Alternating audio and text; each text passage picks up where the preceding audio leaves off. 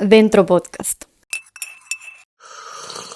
Amiga, el momento de grabar podcast es el mejor momento del mundo. Podemos explayar todo lo que queramos y podemos hablar sin prisas. Así que ponte cómoda si me estás viendo en vídeo.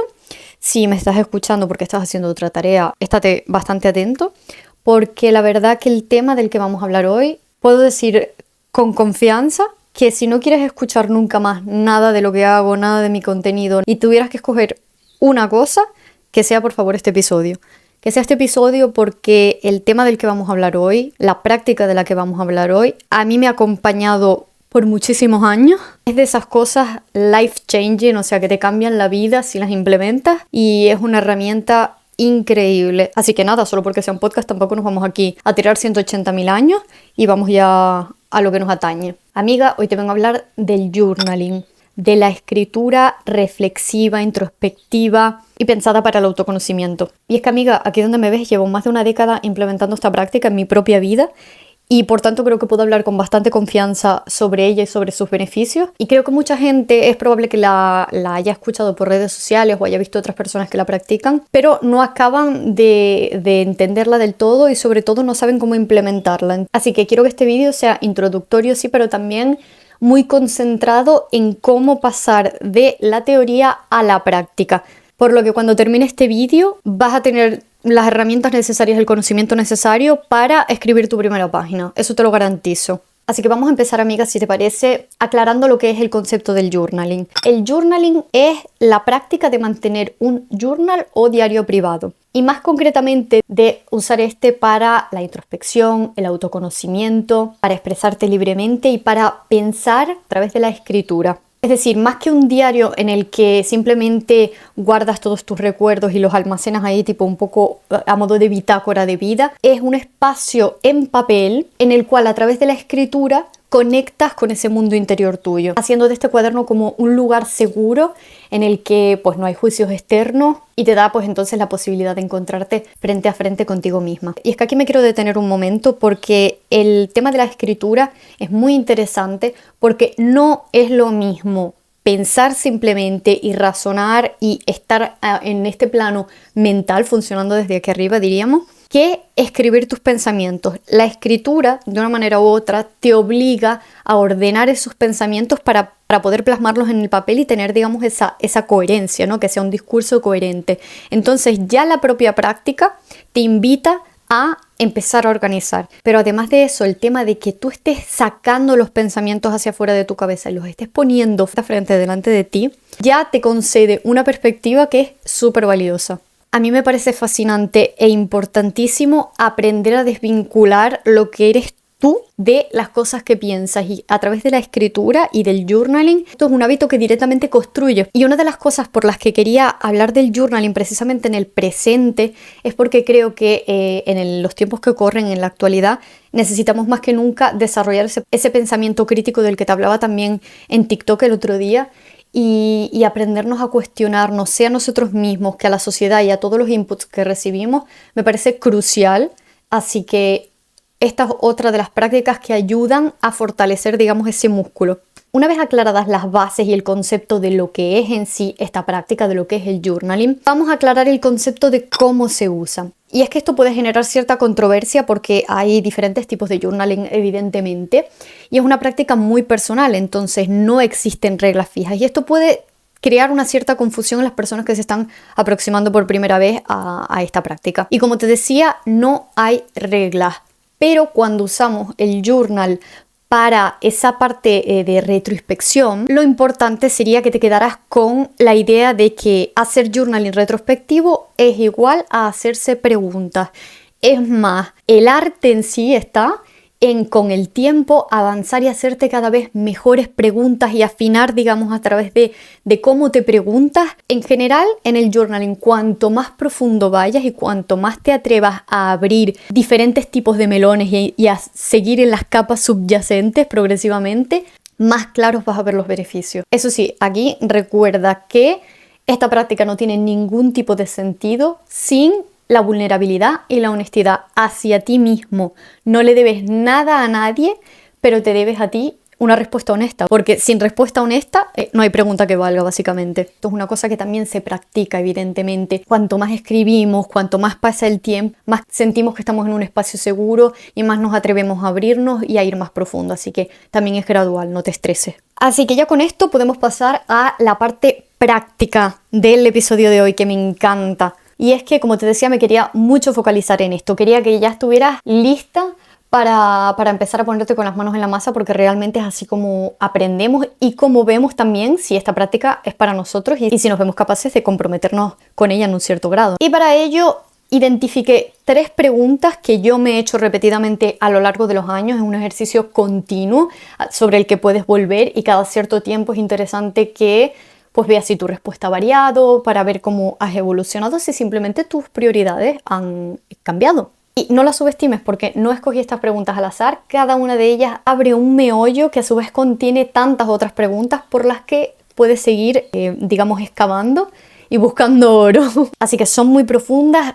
Tómate todo el tiempo que necesites para responderla. No pasa nada si la primera vez que te enfrentas a ella no eres capaz de ir mucho más allá de la superficie. Poco a poco, con paciencia y con dedicación, es como nos vamos abriendo. Así que materiales que necesitamos para esta práctica. Mira, ya te digo que es una práctica muy frugal, una práctica que requiere de muy poquito. Solo necesitas un cuaderno y un bolígrafo. El mío es esta Moleskine en este momento, pero no tiene por qué ser nada fancy. Puede ser literalmente un cuaderno tipo así, lo más sencillo del mundo. Un boli cómodo porque vamos a escribir mucho y por largo rato la mayoría de las veces. Y ya estaríamos, amiga, tu coquito y tu material básico. Vamos con las preguntas. Primera pregunta, toma nota. ¿Qué cosas me gustaba hacer cuando era pequeña y no tenía responsabilidades que atender? ¿Cuál es el objetivo de esta pregunta? Mira, cuando somos pequeños nos sentimos atraídos hacia las cosas que se nos dan naturalmente bien. Entonces el objetivo de esta pregunta es reconectar con esa parte tuya, con ese yo tuyo que te sale de forma más natural y que ya estaba ahí antes de que llegaran todos esos condicionamientos que vienen pues con la adultez. Y a su vez descubrir quizás posibles habilidades innatas. Segunda pregunta, ¿qué haría en este momento con mi vida si desaparecieran de un plumazo todos los obstáculos que logro identificar y si contara con la aprobación de todos? Ojo, ojo, ojo, ojo, que esto no es un moco de pavo. Aquí los objetivos son 2 y es 1, identificar qué harías tú con tu propia vida si no dependieras de esa sensación de validación externa. Y por otra parte, identificar o empezar a atisbar un posible proyecto vital que pueda ser adecuado para ti en este momento de tu vida, reconociendo por un lado qué cosas te hacen genuina ilusión a ti y por otro lado qué obstáculos son esos que creemos que nos están impidiendo caminar en esa dirección o vivir esa vida o ser esa persona. Y por último, esta pregunta me encanta porque hace referencia a esa filosofía del memento mori, de la cual hablé una vez hace mucho tiempo en YouTube y a lo mejor un día volvemos a traer porque ese vídeo ya no está publicado. Pero me parece una pregunta con muchas capas y la pregunta es la siguiente. Si me dijeran que me quedan 3 meses de vida, ¿qué cosa querría sí o sí dejar tachada de mi lista antes de irme?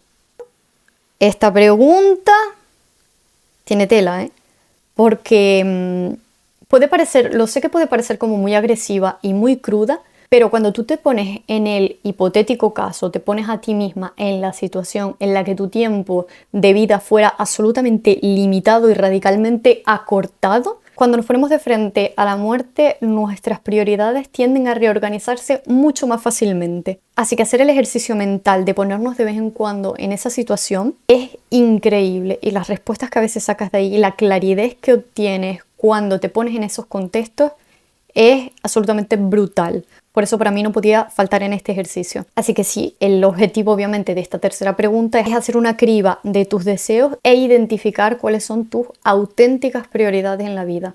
Lo sé, amiga, que estas 3 preguntas no son, como decía, moco de pavo, no son tema blando. Esa es la intención. Podrías pensar que como preguntas iniciales son demasiado profundas y demasiado grandes como para abordarlas, pero es que yo creo que tu primera toma de contacto debería poder desafiarte y debería poder mostrarte sobre todo el potencial de la práctica en sí.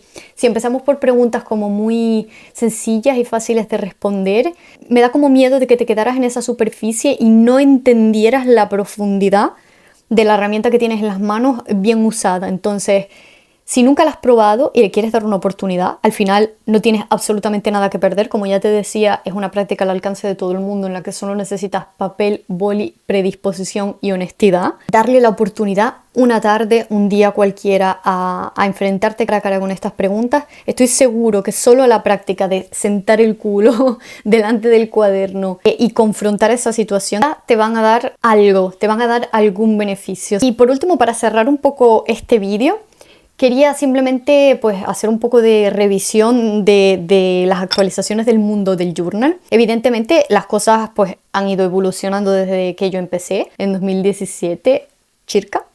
Y ahora hay muchísimos journals en el mercado ya maquetados, es decir, una persona ha pensado en una serie de preguntas y la ha organizado a modo un poco de cuaderno de actividades y simplemente puedes ya comprar ese tipo de journal y empezar por ahí. Y esto es muy interesante, sea para las personas que están empezando y realmente no tienen ningún tipo de costumbre de cómo preguntarse, aunque eso ya no es excusa porque con este vídeo ya tienes un punto de partida. Pero sí que es verdad que es como más de no tengo que sobrepensarlo y puedo empezar por aquí.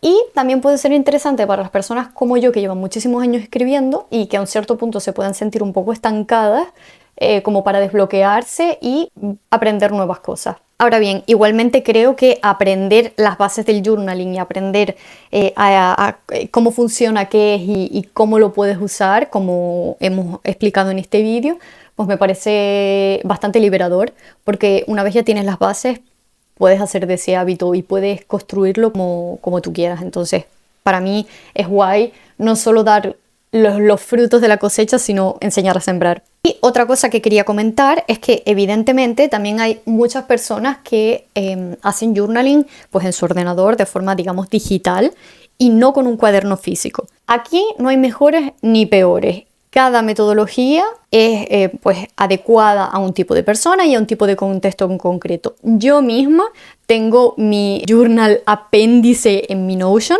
y muchas veces cuando estoy bloqueada con el tema del papel y necesito algo como más fluido y simplemente como descargar, utilizo ese otro método.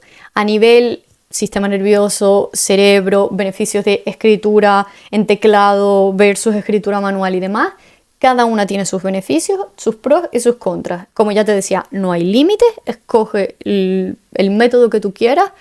Lo importante aquí es la calidad de tu práctica, no los materiales que usas. Así que nada, amiga, yo espero que te haya gustado muchísimo este episodio, te haya aportado muchísimo, que te haya dado un punto de partida o si ya hacías journaling, que te haya dado preguntas nuevas con las que seguir expandiendo tu práctica.